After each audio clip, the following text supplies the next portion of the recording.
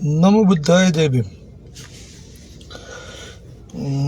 બે દી પહેલાં આપણે એક પોસ્ટ મૂકી હતી અમરેલી વિદ્યાસભાના નિયામકના શિનાળવા છતાં થયા। હવે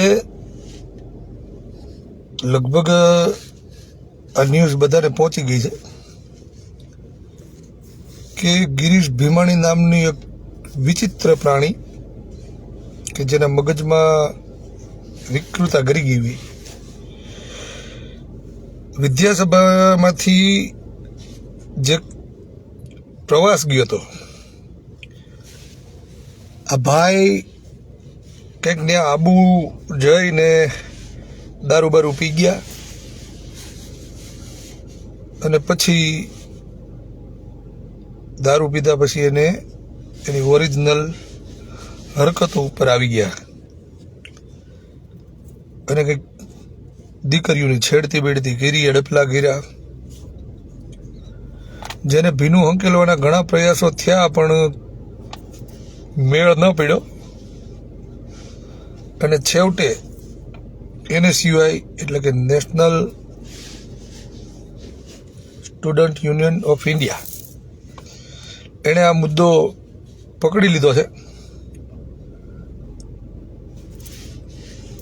એણે આ ગિરીશ ભીમાણીને શાયથી મોઢું રીંગું એનો વિરોધ કર્યો અને હાલ હમણાં 3-4 કલાક પહેલાનો વિડીયો મેં જોયો એમાં પોલીસ ફરિયાદ લેવડાવવા માટે થઈ અને એ અત્યારે ત્યાં વિદ્યાસભાના કેમ્પસે મહેનત કરી રહ્યા છે। નામ નથી ખબર પણ NSUIના એ જે વિદ્યાર્થી છે એ ભાઈ બિચારો બહુ વ્યવસ્થિત મહેનત કરે છે અને હમણાં એ વિડીયોમાં એવું કહેતા હતા કે અમે અરજી દેવા ગયા ત્યારે પોલીસે એમ કીધું કે ભાઈ અહીંયા ન આબુ જવું પડે। કાયદા પ્રમાણે ને બીજા એક ભાઈએ વાત કરી કે ભાઈ 0 FIR લઈ શકાય અને ત્યાં સામે ઉભેલી પોલીસ એને હાય પાડે છે, તો પછી આ ફરિયાદ અહીંથી દાખલ કરી અને આબુ પહોંચાડવામાં તકલીફ શું હોય છે? મને યાદ છે એક ફોન આવ્યો હતો મને અને એ દીકરી MP ની હતી, એની ઉંમર 18+ નહોતી થતી અને સુરત કામરેજ પોલીસ સ્ટેશન વિસ્તારમાં એ બનાવ હતો। એ દીકરી છેક MP ગઈ અને ત્યાં એના વાલીને વાત થઈ ખબર પડી કે ભાઈ આવું આવું થયું છે, તો MP ની અંદર એ ફરિયાદ દાખલ કરવામાં આવી અને એને દાખલ કરી અને અહીંયા સુરતના કામરેજ પોલીસ સ્ટેશનને મોકલવામાં આવી અને પછી કામરેજ પોલીસ સ્ટેશને જે તે આરોપી હતા એની ધરપકડો કરી અને કામ આગળ વધ્યું। તો જો બીજા રાજ્યની અંદર ફરિયાદ દાખલ થઈ અને અહીં ગુજરાતમાં મોકલી શકતા હોય તો અહીંયા ને શા માટે નહીં?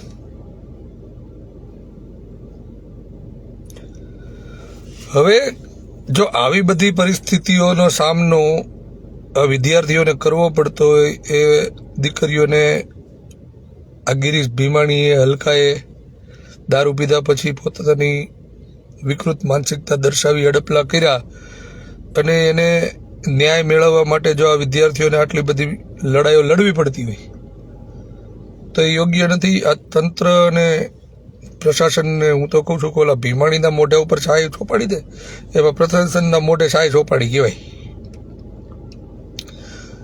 તો આપણું પૂરેપૂરું સમર્થન છે આ NSUIના વિદ્યાર્થીઓ અત્યારે જે ગિરીશ ભીમાણીની વિરુદ્ધમાં ફરિયાદ દાખલ કરાવવા માટે તનતોડ મહેનત કરી રહ્યા છે। હું હાલ અમરેલીમાં છું નહીં, પણ જરૂર પડશે તો આ વિદ્યાર્થીઓની સાથે આપણે બેસી જવા તૈયાર। એટલે હાલ હું એટલું કહીશ, અમરેલીના યુવાનોને કે આ જે બનાવ બન્યો છે એ કોઈ જાતિ કે કોઈ ધર્મ જોયા વગર માત્ર માણસાઈનું ધ્યાન રાખી અને આ ગિરીશ ભીમાણીની વિરુદ્ધ કાયદેસરની ફરિયાદ દાખલ થાય અને જેલ હવાલે કરવામાં આવે એના માટે સૌએ મહેનત કરવી જોઈએ. કેમ કે આજ આ બનાવ બન્યો છે. જો આવી જ રીતે આ હંકેલાઈ જાય અને ફરિયાદો દાખલ નહીં થાય તો આવા વિકૃત માનસિકતાવાળા શિક્ષકોને મોકળું મેદાન મળશે. અને આ તો શું છે કે વિદ્યાસભા છે. હમણાં જ તમે જોયું હોય છે અમરેલી સિવિલ હોસ્પિટલમાં અમારા સાથી મિત્ર ભરતભાઈ કાતરિયાની લોકો ગયા હતા.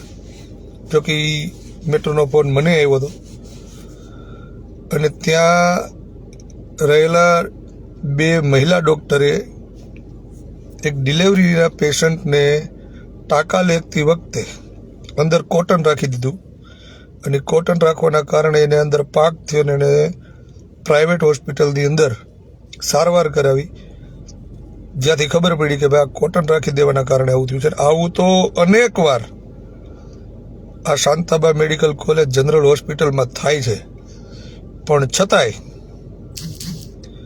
આની ઉપર કોઈ એવા નક્કર પગલાઓ લેવામાં નથી આવતા કે બીજી વાર આ બનાવ ન બને. આને કોઈને સસ્પેન્ડ કરવામાં નથી આવતા, કોઈને હટાવવામાં નથી આવતા, સંસ્થાની વિરુદ્ધમાં કોઈ કાર્યવાહી કરવામાં નથી આવતી, માત્ર એટલા માટે કે વસંતભાઈ હરિભાઈ ગજેરાની સંસ્થા છે અને એની પાસે રૂપિયા છે. જ્યારે આ સિવિલ હોસ્પિટલ શાંતાબા ટ્રસ્ટમાં જવાની હતી અને એને મંજૂરી મળી હતી એ સમયે અમે વિરોધ કર્યો હતો અને ત્યારે કીધું હતું. લગભગ અમે બધા જ સમાજના આગેવાનોને મળવા ગયા હતા અને એને કીધું હતું કે ભાઈ આ યોગ્ય નથી થઈ રહ્યું, આના માટે આપણે વિરોધ કરવો જોઈએ ને. એ બધાએ અમને હાય પાડી હતી અને પછી ચાલુ વરસાદમાં અમે 7-8 જણા જ બીજા હતા અને જેણે અમને આ પાડી હતી ને બધી સમાજના નમૂનાઓએ વસંતભાઈને બોલાવી ચાદરું ઓઢાડીને સન્માન કર્યા હતા. અને અત્યારે ઈનાઈ જ થોડા સમય પહેલા જે શાંતાબા મેડિકલ કોલેજની અંદર 10,000 રૂપિયા એડવાન્સ ભરવાની વાત આવી ને ત્યારે એ આવેદનપત્રો આપવા ગયા હતા, પણ એ આવેદનપત્ર આપ્યા પછી એક હિલા નથી. એવી જ રીતે આ વિદ્યાસભા પણ અમારા વસંતભાઈ હરિભાઈ ગજેરાની હોય અને એની અંદર આ બનાવ બન્યો છે, એટલે આમાં કોઈ ફરિયાદ દાખલ થાય એ યોગ્ય નથી. એટલા માટે હું એવું કહું છું કે આજે આ નહીં થાય તો કાલે વળી નવું કંઈક ઊભું થાય. આ એને સિવાયના મિત્રો અત્યારે જે મહેનત કરી રહ્યા છે યોગ્ય અને સાચી કરી રહ્યા છે, તો તમામે એને સાથ સહકાર આપવો જોઈએ. જરૂર પડશે તો અમે પણ ત્યાં આવી અને પાલોઠી વાળશું. એના કરતાં કાયદેસર ફરિયાદ દાખલ કરી અને થાતી મહેનત કરો. પછી તમારે પોલીસના બંદોબસ્તો વધારવા પડે ને મહેનત કરવી પડે, પરાણે પછી ફરિયાદ લેવી પડે. એવું ન થાય એનું ધ્યાન રાખી અને ફરિયાદ દાખલ કરી દે તો સારી વાત છે. તમામ એને સિવાયના અત્યારે એમના જે મિત્રો મહેનત કરી રહ્યા છે અને બધાને હું અભિનંદન પાઠવું છું કે તમે બહુ સાચી અને યોગ્ય દિશામાં આ આંદોલનને લઈને લડી રહ્યા છો. અમે તમારી સાથે છીએ. જરૂર પડશે ત્યારે અમે પણ તમારી પાસે આવીને બેસી જશું. જય ભીમ.